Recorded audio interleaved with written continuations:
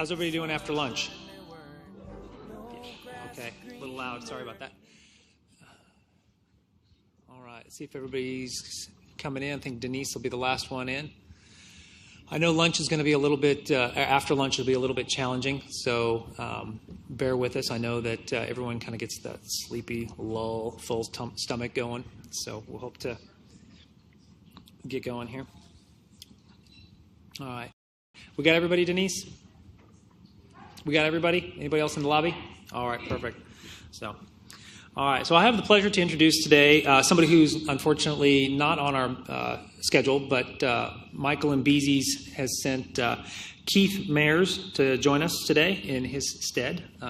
So Keith supervises the development, review, inspection, and permit analytics group in the City Arborist program, where he has developed a deep understanding of land development and land use regulations. He has a bachelor's degree in biology and political science and a master's degree in forest and environmental policy. So he's spent a lot of time in school, it sounds like. Keith prides himself on taking a holistic and interdisciplinary view of natural resources and management and land use in the urban environment. So with that, I introduce Keith Mayers. Thank you very much.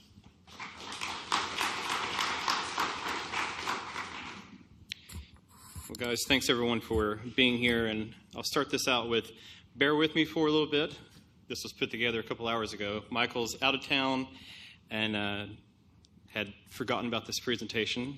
I got back in late Sunday night from spending a week and a half away and came home to hey, will you do a presentation on Tuesday? So here we are. But given this presentation a couple times, I would like this to be a little bit more informal than maybe what you're used to. I'm not sure how this series has gone, but if you have questions along the way, feel free to ask.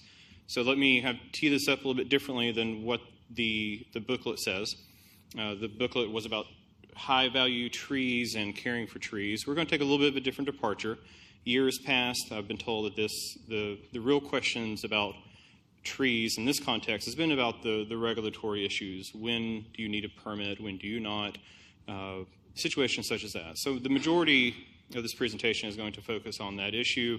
Pruning, I think, was another one that was going to be discussed, but as I understand, there was a whole other speaker series that talked about tree care. So I'm not going to reinvent the wheel on that one. So as I said, pause me along the way if you have questions, and we'll go ahead and get started.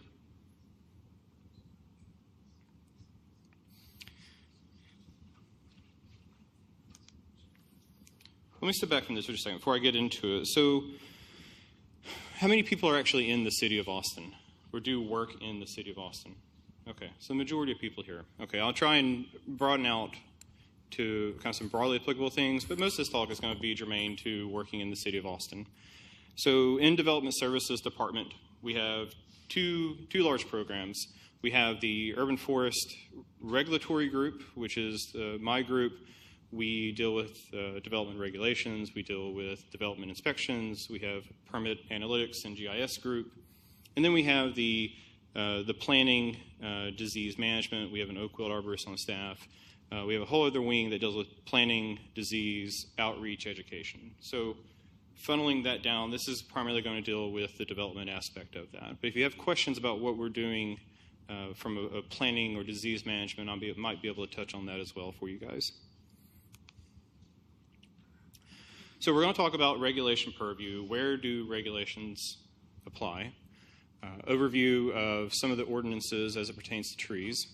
A little bit about canopy coverage, and I'll tie that in with Firewise, and then some examples of tree preservation, tree removal in the context of development activities. So let me start this out with the city of Austin has what I would consider kind of a fundamentally different approach than many other cities in the country to trees.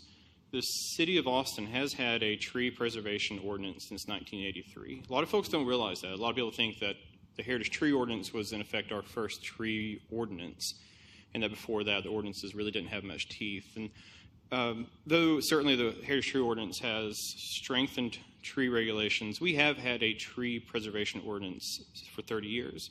A little bit over 30 years. Why I say that's so fundamentally different is most other cities, even our large peer cities on either coast, have a tree preservation or mitigation ordinance. And what that means is you can preserve the tree if you want to, and if you don't, you can remove the tree as long as you plant back. Most cities have that type of ordinance. The city of Austin has a tree preservation ordinance. And what that means is for an otherwise healthy, biologically healthy, structurally healthy tree, there's code criteria that have to be met in order for us to permit a tree for removal. Imminent hazard, and it's not just for the tree condition. It can be, say, an adjacent structure, or in this context, fire. Reasonable use, reasonable access to the property. Most of it deals with the development context. So again, that was adopted in 1983. And in 2010, the city adopted the Heritage Tree Ordinance. Just a quick show of hands, how many people are familiar that the city has a protected and heritage tree ordinance? Okay. So in 2010, City Council unanimously adopted the Heritage Tree Ordinance. And what that does is for certain species of trees and a certain size of trees, generally think about it are big, large native trees. That's not entirely true. But live oak, post oak, bald cypress, once they reach 24 inches or greater in diameter, they become a heritage tree.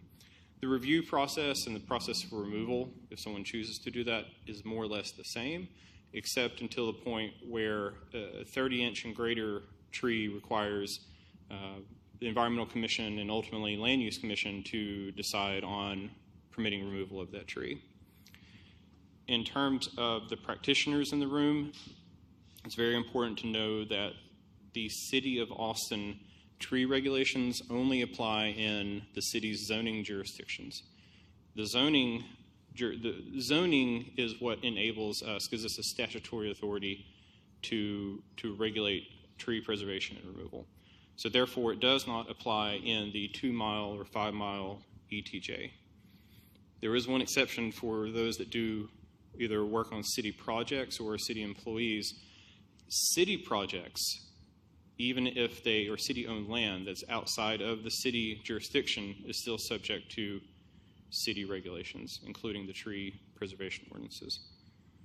So we get that question a lot, and especially if you think about it in the fire context, generally speaking, broad strokes, is that the majority of fire concern and fire management is west of town, and a considerable amount of that is in the 2-mile and 5-mile ETJ. Just generally speaking, that's not always true.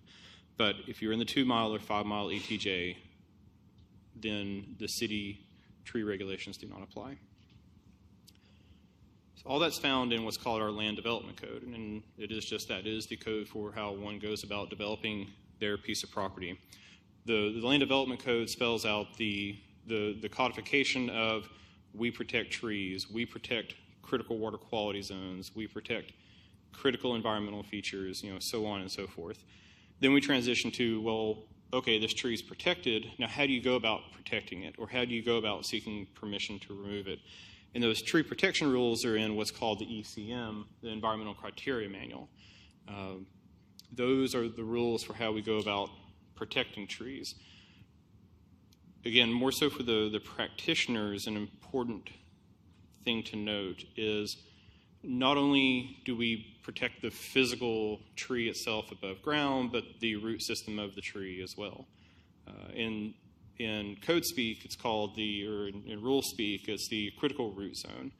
And we'll go into some diagrams on exactly what that is. But it's important to note that if you're doing work, especially with machinery or trenching, there are rules for if you're adjacent to or near a regulated tree, there are certain precautions that have to be made, a certain amount of cut that is limited. We see this more with, obviously with construction, but we see this with folks that are putting in irrigation systems. We see this with on-site septic. Trying to think of other somewhat non-development instances. We do see this with large-scale vegetation removal. If folks are going in with a rubber-tired front end loader, that's generally fine. But we have seen instances where folks are bringing in heavy equipment, or they're taking out some of the subgrade underneath, thinking they're doing the right thing for Firewise or for invasive species removal, but what they're really doing is really damaging the root system of the trees that they're trying to preserve. Generally speaking, on tree mitigation, when a tree is removed, unless it's dead, diseased, or an imminent hazard, the city requires mitigation. Generally speaking, that means new trees that are planted. We'll talk a little bit later about ash juniper west of town, mesquite east of town. Again, a lot of this is just broad strokes, but those are the primary questions that we get about fire issues. Do I need a permit to remove an ash juniper? Do I need a permit to remove mesquite or hackberry? Or do I need a permit? My neighbor won't maintain their property line. I want to take down those trees. We get those questions quite a bit, and more so since the fires of the past couple of years, and especially since Bastrop, we get a lot of questions about, well, my property, my neighbor is not maintaining their property. It's something to understand. I imagine this is applicable to most regulations. It's more of a legal issue than is a code issue, and that is, the city, especially in my context with trees, we can't permit the removal or the management of vegetation on someone else's property. That has been an issue the past couple of years, especially with those that are practicing Firewise practices, or if they are or not, and just practicing because they think that these trees need to be removed. We can certainly touch on that more if people have questions on exactly when that is required. But I'm going to drill down into that just a little bit more. This is going to go into detail about the type of trees the size of trees that the city regulates. Most of our regulations deal with size. This is primarily for development activities, but again, the removal of a tree is an act of development. So that's why we the city, regulate trees, whether it's Firewise or dead trees or whatever it may be. So more or less, let's start with kind of two bins. So over here we have commercial property. If someone's building a property, if you're maintaining the property, if you're maintaining a commercial piece of property for fire, then the code states that 8-inch and greater trees, and just says trees, so any species of tree, 8 inches and greater, there is a regulatory review and permitting for that. So again, an example is if someone is maintaining a common area or maintaining property of the property owners association in a condo project, anything 8 inches and greater would need to be reviewed for permitting. 8 to 18 inches is by code protected to the extent feasible. It's deliberately subjective, deliberately discretionary. The city permits trees to be removed when a development purpose is in place, but if it's just tree removal for the sake of tree removal, then generally that's not permissible. Now, in the fire context, it is going to be a little bit tricky on, well, what constitutes, it still has to meet code, right? So what constitutes an imminent hazard, what constitutes reasonable use, reasonable access of the property. 19-inch and greater is where we go into protected size trees, and that is by code any tree. Generally speaking, non-native invasive trees, so if you're controlling for chinaberry, ligustrum, Chinese tallow, etc., they still need to be permitted, but there is no fee for the removal and no mitigation requirements for removal of any of those trees. 19-inch and greater is generally what people consider also what we regulate on single-family property. So as I mentioned earlier, we have the one bin that's commercial. Now we're over to 19 inches and greater, which is covered under commercial as well, but this is when we start regulating trees on single-family property. So if a person owns a house or a piece of property off Westlake Drive and they're wanting to develop it or manage it, then permits are needed if anything exceeds 19 inches and greater. In other words, anything less than 19 inches and greater, there are no permitting requirements for that. Of course, we encourage people to retain their trees, their vegetation, but there's no code requirement for us to do so. 24-inch and greater and 30, I'm just going to lump together certain species. Again, those are considered heritage trees. Generally speaking, we've not had any instances with that in a fire prevention, a fire management, a Firewise context of folks wanting to remove these trees. Now, of course, with oak wilt or dead trees for dry, dead vegetation control, we're certainly going to defer to the experts on well, what does this constitute in terms of an imminent hazard? We're going to rely on AFD, watershed, others that have that technical expertise. So canopy cover, as I mentioned from the beginning, we're going to try and tie into Firewise fire management. Generally speaking, west of town we have higher, and a lot of this is kind of self-evident, right? I mean, you drive out to the hill country, you see more ash juniper, you see more live oak, you see denser vegetation, larger protected areas, whether it be water quality protection lands or endangered species habitat. The majority of our canopy cover in the city is west of town. East of town, not so much. We tend to see that along the creeks, and we tend to see it in the abandoned ag areas that are reverting back to woody vegetation, which we generally see mesquite. Again, a lot of these are just kind of in broad strokes. The city has been recognized as one of the best managed and most recognized urban forests in the country. As from American Forest, large nonprofit that recognized the city 2 or 3 years ago, in part because of our canopy coverage and our ability to retain trees, while at the same time, we've been the fastest growing city, what seems like forever, but the fastest growing city for at least the past 4 or 5 years in the country, or at least in the metro area. So, the struggle that we have, especially from a regulatory perspective, is, we have development, we have fire concerns, we have drought. You name it. We have some serious resource management issues here with all these other stressors. As if drought and fire weren't enough. Like I said, I was gone on vacation and came back, and I halfway expected to see 2 new subdivisions and a new commercial area on my way home.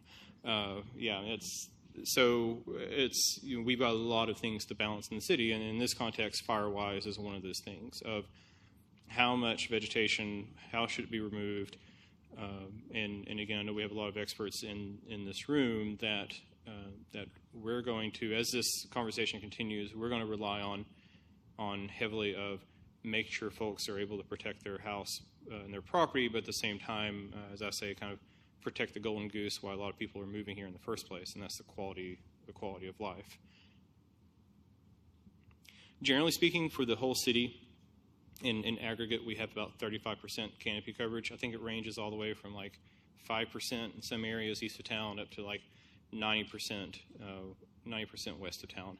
You can see some large areas, especially in west, and again, a lot of those are tied up in public lands.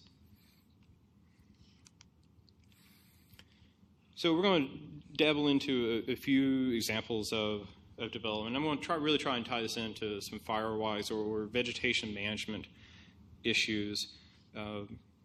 With residential development, even on big properties, say west of town, that are acre and a half, these large lot subdivisions, the challenge for us really becomes, we're not looking at 1,200 square feet in a house and tied into city sewer and city water.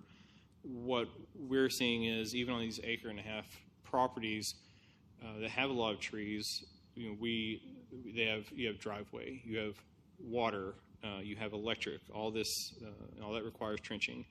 You have 6,000, 8,000, 10,000 square foot houses. You have on-site OSSF, on-site septic, that is proportional to the number of bathrooms, et cetera, that are in the house. So and a pool and an outdoor kitchen, and on and on and on. And when we start adding those things up, we start to see a house, a pool, and all of a sudden it's like, well, okay, there's not much vegetation left to preserve in the first place.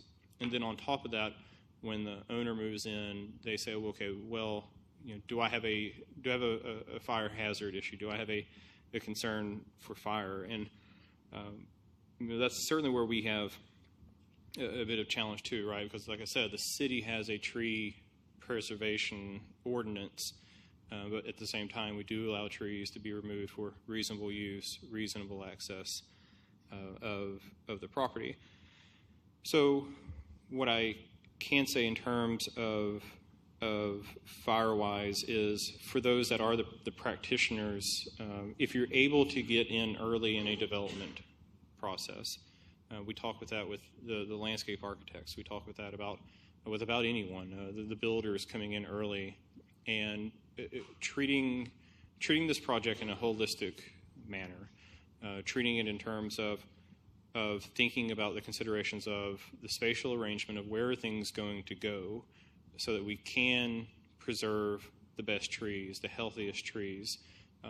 We're not interested in just preserving a tree for a tree's sake, and that's partially true. But what we're not interested in is preserving dead trees. We're not interested in preserving structurally poor trees. We want to make sure that folks preserve the best trees on the property. They're going to have the greater likelihood of surviving construction, and they're going to have the greater likelihood of providing those environmental benefits down the line to that property and to us at large.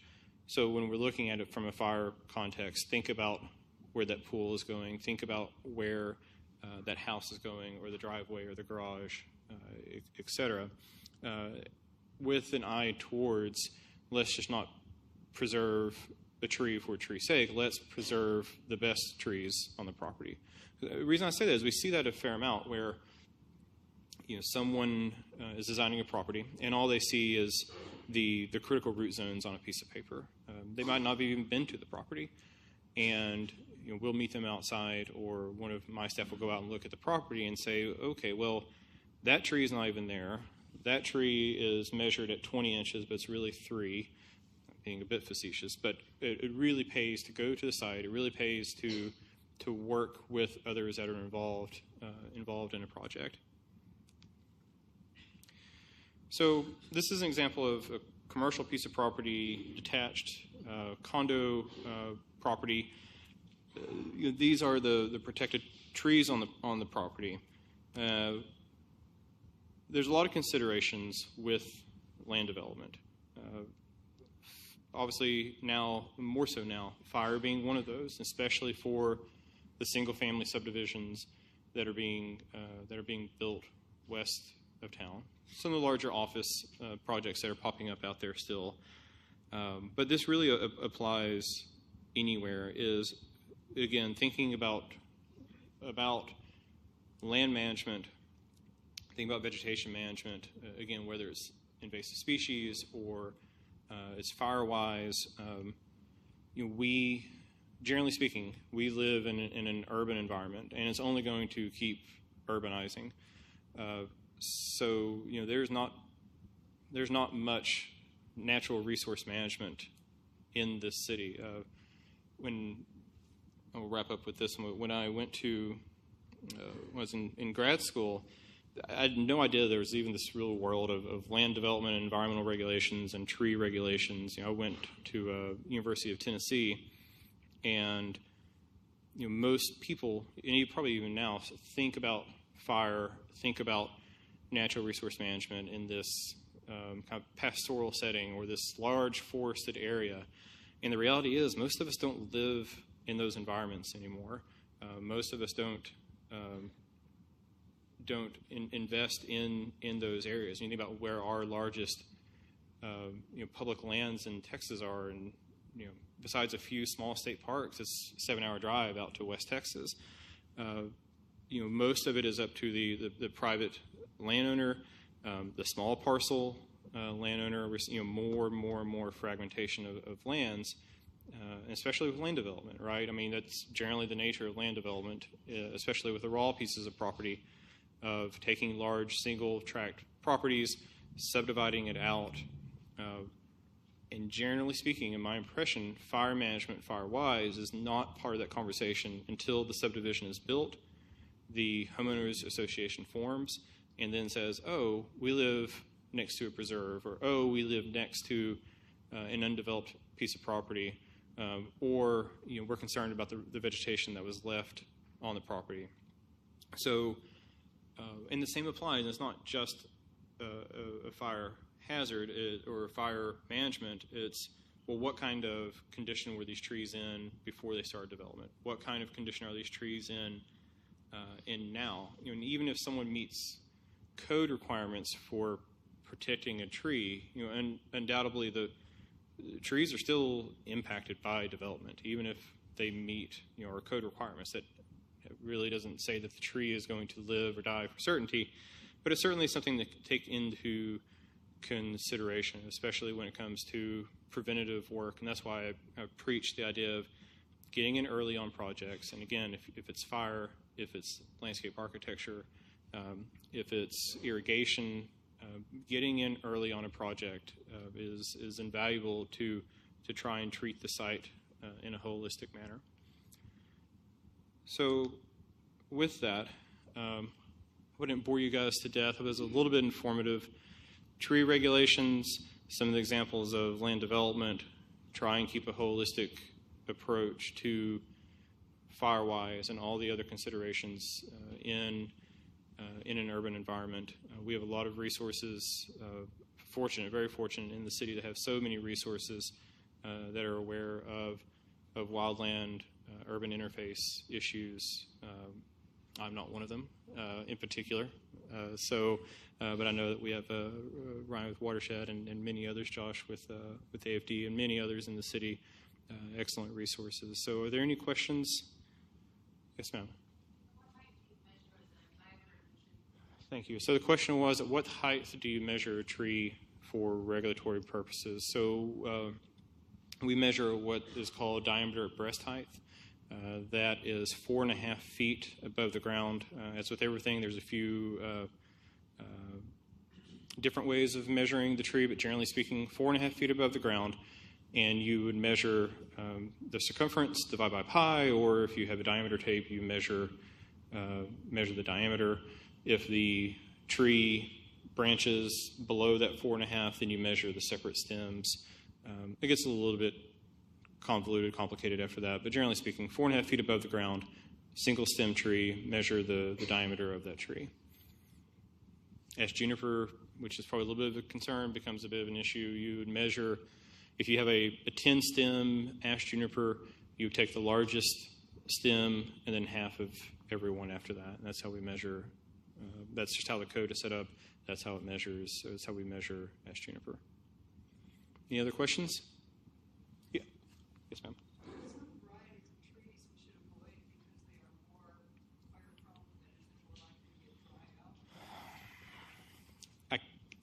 I can't speak to that directly as far as a species, but what I can say is there is nothing like preventative maintenance of proper watering, proper mulching, proper installation, especially in new residential construction. Generally speaking, trees are not installed properly. They're too high, they're too low, they have girdling roots, they're not mulched, they're not watered. So that certainly lends itself, if we start seeing drying of vegetation, then, and if there's opportunities to maintain it beforehand, it's really hard. Once you start seeing stress in a tree, it's really, really difficult to undo that. You're so much better off investing in proper watering and mulching to avoid that circumstance in the first place. Ryan, I think you had a question? Yeah, during my kind of general presentation over environmental considerations, I purposely omitted oak wilt prevention guidelines because I thought that would be covered in Michael, your presentation. Do you want to just give a quick? I do, yeah. So we have an oak wilt arborist and oak wilt program in the city. Chris Dolan, he works closely with Texas Forest Service. Primarily, with our staff, we work with neighborhood groups. Chris goes out and talks with neighborhood groups about what is oak wilt, how to identify oak wilt, how to control oak wilt. The city does install and cost shares with the Forest Service on installing trenches. So oak wilt is generally spread one of two ways. It is a fungus. It spreads through a beetle from tree to tree, but more commonly it is through root grafting.